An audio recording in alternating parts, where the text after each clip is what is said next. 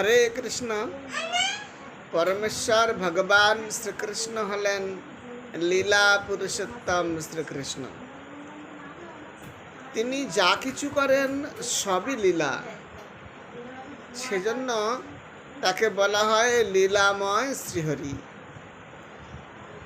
জন্ম কর্ম চ মে দিব্যম, ভগবানের জন্ম এবং কর্ম দিব্য বা চিন্ময়।